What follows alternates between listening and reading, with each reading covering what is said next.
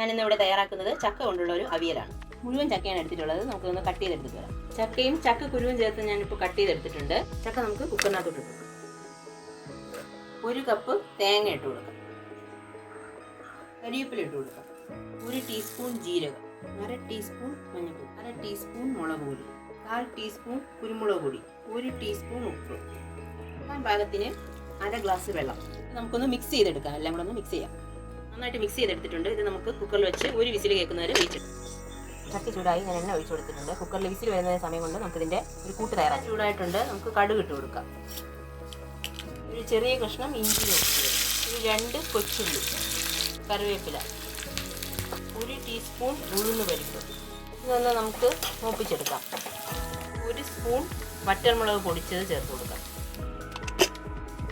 വറുത്തെടുത്ത നമ്മുടെ ആ ഒരു കൂട്ട് നമുക്ക് ഇതിനകത്ത് ചേർത്ത് കൊടുക്കാം. ഇത് മിക്സ് ചെയ്തെടുക്കാം നന്നായിട്ട്. നമ്മുടെ സ്വാദിഷ്ടമായ ചക്ക അവിയൽ ഇവിടെ റെഡി ആയിരിക്കുകയാണ്. Okay, thank you.